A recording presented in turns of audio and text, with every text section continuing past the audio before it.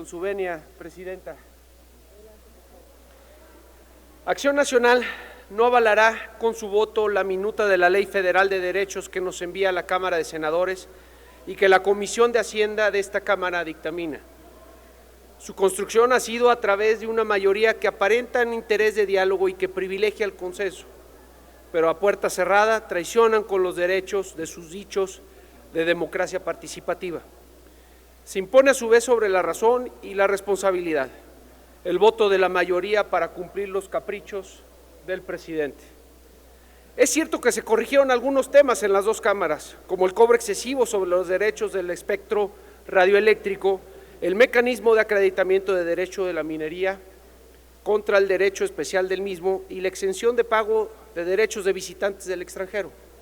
Pero no estamos de acuerdo con muchos otros temas que quedaron al aire y sin analizar a profundidad. Las modificaciones por sí mismas tienen su mérito, pero era prioritario que trabajáramos en un dictamen que no encareciera insumos esenciales del espectro radioeléctrico en el contexto en el que ante la crisis por pandemia el uso de los servicios de telecomunicaciones resulta ahora esencial para el trabajo e incluso para las clases de muchos niños y jóvenes del país.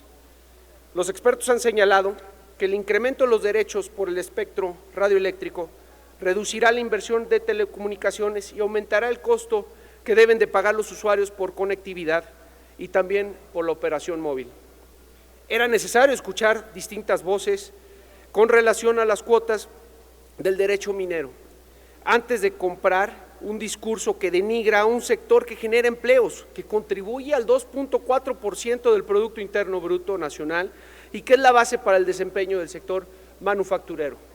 En 2021, México necesita un esquema de pagos de derechos que sea congruente con la realidad, que vivimos a través de mantener asequibles cuotas que incentiven a las inversiones y promuevan servicios más baratos y al alcance de los ciudadanos en el sector de telecomunicaciones, como por ejemplo, la Ley Federal de Derechos debe ser congruente con los tiempos de crisis económica que está viviendo el país.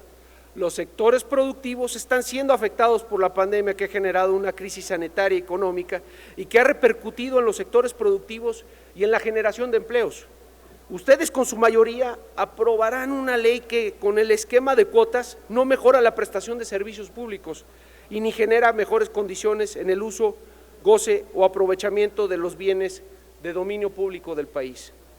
Por eso consideramos relevante que haya congruencia entre las atribuciones y regulaciones de los bienes de dominio público.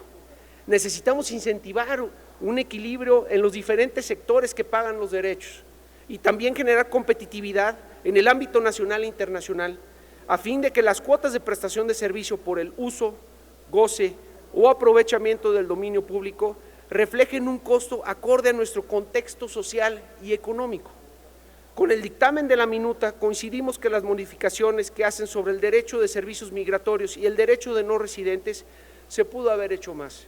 Por ejemplo, nos preocupa que no se haya evaluado en su dirección los recursos provenientes de estos conceptos, ya que sin un marco regulatorio que transparente su uso podrían fondear proyectos inviables de alto impacto ambiental y sin servicio social, como puede ser el Tren Maya. Volteemos en contra de la Ley Federal de Derecho, porque consideramos que había margen para hacer modificaciones en temas igualmente relevantes que ayudan a la reactivación de nuestra economía y que fueron expuestas en Parlamento abierto, como la evaluación de cuotas y definiciones por conceptos en el sector de igual relevancia como es el automotriz. La flexibilidad en el cobro de derechos no tiene que entenderse como una pérdida de términos de la recaudación de la Federación.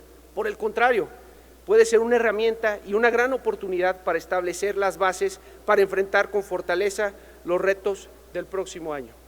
Es cuanto, señora Presidenta. Muchas gracias, diputado Asensio Balbas.